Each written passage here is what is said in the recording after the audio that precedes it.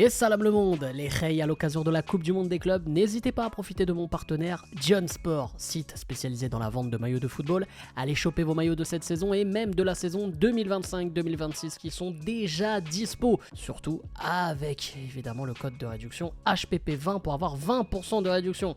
Et les supporters parisiens, une bonne nouvelle pour vous puisque le maillot avec l'étoile est dispo et le maillot collector aussi de champion d'Europe est accessible. Pour les frérots marocains, pas mal de maillots sont dispo également, donc profitez-en. Allez, bonne vidéo. Bon, les frérots, il va falloir quand même s'y intéresser à ce club de Wydad. Parce qu'on me parle de Coupe du Monde 2022, Coupe du Monde 2025, un remake, le pays du buzz de retour. Bon, on va parler français quand même. Et salam le monde, c'est Hakim Baoussi, j'espère que vous allez bien, les amis. On se retrouve évidemment pour... parce que c'est vrai que j'ai pas fait de vidéo concernant le club marocain. Hein, voilà, le club qui va représenter le Maroc dans cette Coupe du Monde 2025, les gars. Évidemment, le Wydad de Casablanca qui va rentrer en lice dès demain face à Manchester City, 18h heure française. Les gars, le Wydad de Casablanca... qui depuis quelques mois fait beaucoup parler avec toutes ces rumeurs de transfert, tout ça. C'est vrai qu'on l'avait évoqué à plusieurs reprises sur la chaîne, que ce soit aussi en live TikTok, sur Twitch, enfin bon bref, on avait évoqué un peu tout ça. Et au final, on va en parler dans quelques instants. On va faire un petit avant-match aussi pour ceux qui connaissent pas vraiment le club de Wydad, présenter un peu les joueurs qui y a actuellement et surtout savoir s'ils ont une chance dans cette Coupe du Monde des clubs et notamment dans ce premier match face à Manchester City. Pour les clubs africains, pour le moment, bon, il y a le club de Al Ahly qui a réussi quand même à mettre en échec l'Inter Miami sur le score de 0-0. Il y a l'Espérance de Tunis qui s'est incliné face à Flamengo 2-0. Pour l'instant, voilà, c'est mi-figue, mi-raisin. On sait que pour les clubs africains, ça risque d'être compliqué. Mais est-ce que le Wydad, qui est pour moi, clairement les gars, dans le groupe de la mort, peut tirer son épingle du jeu? Bref, on va y revenir dans quelques instants. Mais avant ça, comme d'habitude, n'hésitez pas à lâcher un maximum de likes et surtout à vous abonner en activant cette fucking cloche. Et bien sûr, vous me dites en commentaire tout ce que vous en pensez. Ça à vous de jouer juste sous la vidéo. Je vous fais confiance surtout pour le référencement. Vous savez, hein, commentez même si vous avez rien à dire. Tu lâches des emojis, tout ça, bref, tu connais. C'est à toi de jouer. Bref, sur ce, les gars, le Wydad de Casablanca, comme j'ai dit, est dans le groupe de la mort. Dans le groupe de Manchester City, dans le groupe de la Juventus et de Al Ain, le dernier champion en titre de la Ligue des champions asiatiques. Et après, évidemment, Manchester City et la Juve, deux clubs qu'on ne présente plus. Pour le Wydad face à Manchester City, pour cette première rencontre, ça risque d'être compliqué. D'ailleurs, pour la petite info, il y aura une vidéo réaction avec le Padré. Manchester City Wydad de Casablanca, les gars, évidemment, vidéo réaction avec le Padré, c'est obligé. On soutiendra le football marocain, même si j'ai le cœur qui est un peu plus vert concernant la Botola. Je supporte plus le Raja, mais on va quand même évidemment jeter un œil et bien sûr soutenir plus le Maroc que le Wydad. Mais bref, t'as capté. Donc du coup, on va évidemment y réagir avec le Padré. Donc il fallait que je le dise dans cette vidéo avant d'oublier tout ça. Bref, les gars, le Wydad, on en a beaucoup parlé. Avec toutes ces rumeurs de transfert, tout ça, si on peut faire juste un point sur les derniers recrutements, en tout cas pour cette Coupe du Monde des clubs, on a on n'a pas ceux qu'on avait annoncés de base, mais on a quand même quelques potentiels, avec évidemment Guilherme Oliveira, donc joueur, si je dis pas de bêtises, brésilien qui a été prêté, je crois, ou quelque chose comme ça. Enfin bref, j'ai même pas pris toutes les infos. Vous voyez le branleur que je suis, mais c'est un joueur qui a joué dans le championnat portugais. Ça, l'info est vraie. Par contre, jusque-là, l'info est vraie. Évidemment, qui a évolué du côté de Felgueiras. Après, on n'est pas dans le top club du championnat portugais. Mais voilà, au moins, il a l'expérience européenne. Il a ce côté jeu européen. Mais bon, après, jouer en D2 portugaise, c'est pas le top du top niveau, on va pas se mentir, surtout quand on se rappelle des joueurs qui ont été un peu annoncés voilà, auparavant, mais au moins on a des joueurs qui ont un peu le jeu européen, donc un joueur qui fait 1m94, 88 kg, enfin bref, voilà, c'est un beau bébé qui va évidemment compléter cette défense du Wydad de Casablanca. Ensuite on a Omar Al-Soma en provenance, si je dis pas de bêtises, du championnat saoudien. Pareil, donc voilà, championnat saoudien. Bon, c'est pas là aussi, on parle d'un joueur qui vient d'une équipe qui est pas dans le top du championnat saoudien, mais qui peut aussi apporter son expérience en ayant côtoyé voilà, des joueurs de haut niveau, en tout cas peut-être en fin de carrière, mais des joueurs de haut niveau dans le championnat saoudien. À voir évidemment ce que ça peut donner. Lui, il a joué en première division, au moins c'est déjà ça, en Arabie Saoudite. Mais voilà, il a été dans le club de Al Ahly, le fameux club où joue Riyad Mahrez. Voilà, il y a en 2023-2024 pour la petite info.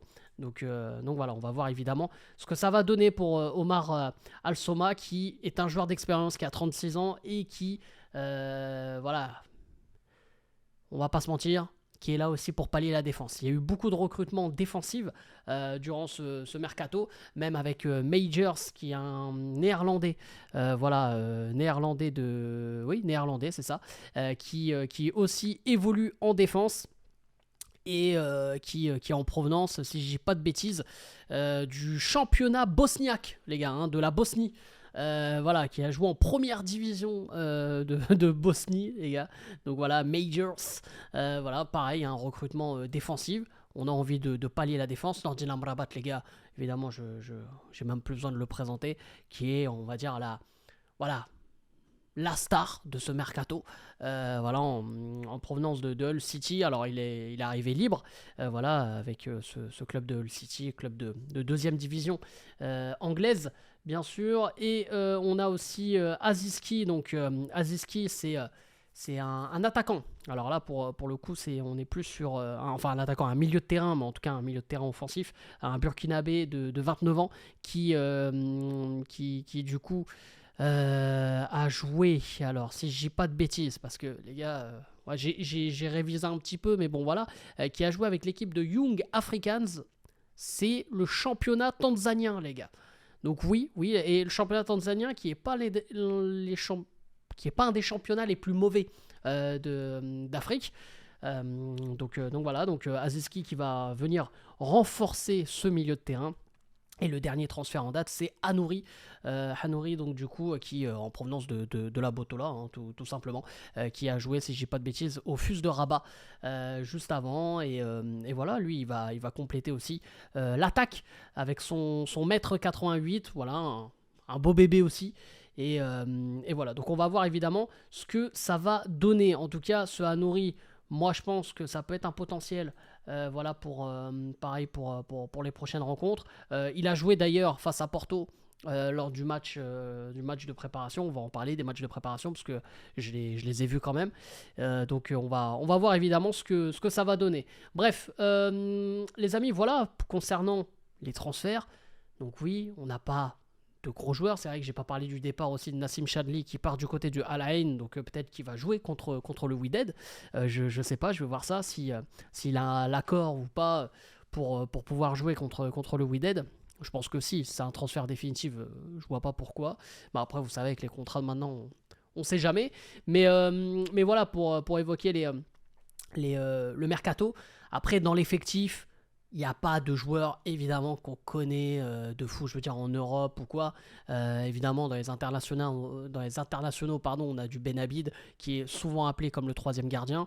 On a Harkas, le fameux Harkas. Là on va voir ce qu'il vaut vraiment parce que c'est vrai qu'il a été énormément critiqué lors de cette saison en Botola. On va y revenir évidemment dans quelques instants. Donc on va voir évidemment ce que ça va donner. Après, moi, je ne veux pas faire le puriste. Je ne suis pas un puriste de fou de la Botola. Il faudrait que je m'y intéresse un peu plus. C'est vrai. Franchement, il faudrait que je m'y intéresse vraiment, vraiment beaucoup plus. Mais voilà, je ne vais pas être là à dire qui a fait une saison incroyable, qui a fait une saison exceptionnelle. J'ai juste les stats devant moi de voilà, qui ont joué le plus, qui ont été utilisés le plus cette saison.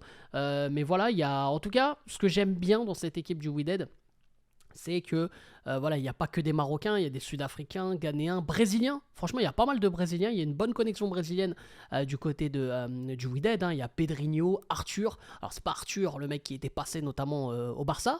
Il y a Renan Viana. Enfin, voilà, il y a des joueurs brésiliens, donc pourquoi pas. À voir évidemment ce que ça va donner dans cette compétition. Mais voilà, le meilleur buteur de cette saison, c'est un certain Rayi. Voilà, si je dis pas de bêtises, c'est Rayi, donc c'est un néerlandais. Rayi, donc voilà, qui a mis 11 buts. Le plus sanctionné de cette équipe, c'est Harkas, les gars, avec voilà, 9 cartons jaunes et rouges cumulés. Et celui qui a eu le plus de temps de jeu, par contre, dans cette compétition, c'est Harkas aussi. Donc voilà, on a des. Voilà, moi, c'est les stats que j'ai. Concernant cette équipe. Après, voilà, hein, les gars, franchement, l'effectif, d'ailleurs aussi, ça aussi, info importante les gars, il y a eu un changement d'entraîneur durant la saison. L'entraîneur de base c'était Roulani Mokoena qui était un entraîneur sud-africain qui a été remplacé par un entraîneur marocain qui a coaché que en Botola. C'est Amin Benachem qui du coup l'a remplacé fin avril, donc exactement le 29 avril de cette année, et il a bien terminé la saison de Botola parce qu'il lui restait plus que 3 matchs de championnat. Il a fait 3 matchs, 3 victoires, donc bénéf pour lui. Après les matchs de préparation, justement, on va en parler, ça n'a pas été ouf. 2 matchs, un face à Séville, un face à Porto, 2 défaites. Moi j'ai regardé, franchement, je vais être cash, hein. Voilà, après c'est que les 2 seuls matchs de 90 minutes que j'ai vu du Wydad. C'est inquiétant. Les gars, c'est inquiétant.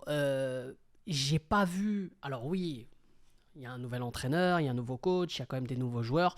Voilà, on va tester des choses. Mais j'ai pas vu d'osmose, j'ai pas vu de. Puis, sans parler de la boulette de Benabid qui coûte le match face à Séville. Mais c'est inquiétant. C'est inquiétant parce que j'ai pas vu de choses intéressantes. Même dans le fond de jeu, je vois pas encore. Voilà, un style ou quelque chose de particulier. Je trouve que techniquement, il peut y avoir quelque chose d'intéressant. Après, évidemment, c'est, je pense, le côté marocain qui va me dire ça, mais sur le côté tactique, moi, j'ai peur. J'ai clairement peur, surtout que là, tu vas jouer Manchester City. Tu vas pas jouer les peintres du coin. Tu vois ce que je veux dire? Donc, Manchester City, ça va être très, très costaud. Et si tactiquement, t'es pas juste, si tactiquement t'es pas en place, si tactiquement t'es pas rigoureux, on va passer. Là, ça va être un Bayern Munich Auckland. Tu vois ce que je veux dire? On a vu Auckland. Alors Auckland, oui, il y a complètement une différence de niveau, mais les mecs, ils ont pas voulu fermer le jeu dès le début. Ils se sont fait bouffer direct. Après, tu fermes le jeu quand il y a 4-5-0, c'est mort, tu vois. Mais là, ça va être simple. Ça va être simple et clair, les gars.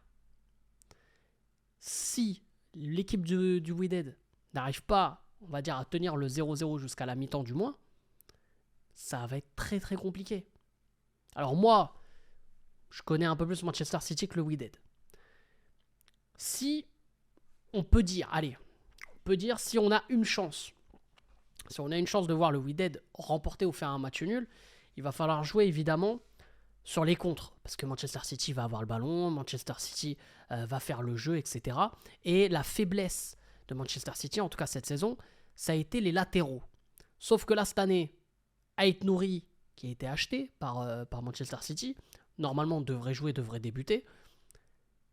Ça peut être un peu plus compliqué. À droite, pour moi, il y a peut-être un peu plus de possibilités sur le flanc droit. En tout cas l'arrière droit du côté de Manchester City, parce qu'en général c'est des jeunes qui jouent et il n'y a pas, voilà, Walker n'a pas été remplacé depuis, et dans la saison c'était je sais plus là, le défenseur central croate, j'ai oublié son nom, qui de nature dans l'axe, il a joué à gauche, donc voilà, c'est pour ça que d'ailleurs Ait Nouri a été Guardiol, voilà, son nom m'est revenu, donc c'est Guardiol qui jouait à gauche. Pour moi, la faiblesse de Manchester City se trouve là. Évidemment, le milieu de terrain est très fort. Rodri devrait revenir. L'attaque, voilà, Marmouche, Haaland, bon bref, il n'y a même plus besoin de les présenter. C'est Doku, même Cherki qui va arriver. Enfin bref, franchement les gars, ça peut être vite un massacre. Pour moi, la seule possibilité pour le Wydad va être évidemment d'être très costaud défensivement. On va pas se mentir, de jouer à l'africaine et de casser le jeu, parce que les équipes européennes détestent ça. Quand on a pu voir aussi, par exemple, Boca Junior qui est rentré un peu trop à mon goût, mais contre le Benfica, ça a été le cas. Et puis le club de Al Ahly aussi ne s'est pas laissé faire face à l'Inter Miami. Après, il y avait moins d'opposition. Mais pour moi, ça va se jouer là. Il faut intimider, surtout quand tu joues contre des joueurs de ballon. Ce qu'ils détestent, c'est quand tu leur rentres dedans. C'est exactement ça. Donc malheureusement, il va pas falloir jouer au foot. Parce que si tu vas jouer au foot contre Manchester City, tu vas te faire taper. Donc pour moi, la seule possibilité, c'est ça. Et d'avoir des contres, mais efficaces et simples. En 2-3 passes, tu te retrouves déjà dans les 20-25 derniers mètres de Manchester City et terminé par une frappe, terminé par quelque chose. Histoire de ne pas regretter. Donc pour moi, ça se joue là. Voilà pour moi la clé en tout cas de cette rencontre face à Manchester City. Après, je voulais terminer aussi cette vidéo par une dernière info. Il y a un coup dur quand même pour le Wydad avant ce match face à Manchester City. C'est malheureusement c'est l'absence de Boucheta. Boucheta qui est le latéral gauche du Wydad, qui est le latéral gauche titulaire, qui a joué je crois une vingtaine de matchs cette saison, 22 titularisations pour 2 passes D. Ce qui est pas mauvais. C'est un latéral d'expérience qui a 31 ans. Je pense que ça va être un peu compliqué d'ailleurs de ce côté-là, parce que qui dit latéral gauche dit sur le flanc droit, on peut avoir un Doku, après je sais pas qui va être titulaire, peut-être qu'il va faire tourner un Grealish ou même un Cherki qui va se retrouver à droite, un Savigno qui fait très très mal avec son pied gauche. Enfin voilà, ça risque d'être compliqué sur le flanc gauche défensif du Wydad, mais normalement un certain Nassik, de ce que j'ai vu sur les réseaux, devrait le remplacer. Donc voilà, un latéral de 28 ans qui l'a déjà remplacé à plusieurs reprises en championnat et qui à son actif cette saison a fait une passe décisive, donc en espérant qu'il en fasse une deuxième. Mais voilà les gars, pour les petites infos concernant le Wydad juste avant Manchester City. Et encore une fois les gars, moi, je pense que ça va être très très compliqué. J'ai pas envie de faire de pronos parce que je vais pas être objectif. J'ai envie de faire un pronostic de match nul, un 0-0 ou un but partout. Mais les gars, franchement, il y a très très peu de chances. Manchester City devrait s'imposer, logiquement, évidemment. Mais le plus important, les gars, c'est de tenir le 0-0. Plus les minutes vont passer, plus ce sera en la faveur du Wydad. Et peut-être que plus les joueurs de Manchester City vont s'énerver, vont s'agacer. Et il faut aussi, il y a un truc qui est important, qui est aussi du côté du Wydad, qui est pas faux, mais il y a pas mal de nouveaux joueurs aussi du côté de Manchester City. J'ai pas parlé aussi du néerlandais qui est arrivé du Milan AC, Rangers. Il y a des joueurs qui vont apprendre à se connaître. Donc il y a aussi, pour moi, ce truc-là sur quoi on peut jouer. Il y a peut-être ce truc-là qui va nous permettre de se dire, bon, ils se connaissent pas encore, ils n'ont pas les automatismes. Là, pour eux, ça va être un tournoi de préparation quelque part. Donc voilà, on va espérer ça d'un côté. Et même si du côté du Wydad aussi, il y a certains nouveaux. Et voilà, on va voir évidemment comment ça va se passer. Bref, en tout cas les amis, n'hésitez pas comme d'habitude à lâcher un maximum de likes et bien sûr aussi à vous abonner en activant cette fucking cloche et vous me dites en commentaire tout ce que vous en pensez. Ça va vous jouer juste sous la vidéo, donnez-moi vos pronos et évidemment on se retrouvera demain pour une vidéo réaction avec le Padré, 18h heure française pour la rencontre. Donc voilà, comme d'habitude, la vidéo va sortir vers 20h, 21h, bref. T'as capté. Allez, sur ce les amis, c'était Hakim Possible. Je vous aime et je vous laisse. Et bien sûr les amis, Dima Maghreb. Et allez le foot!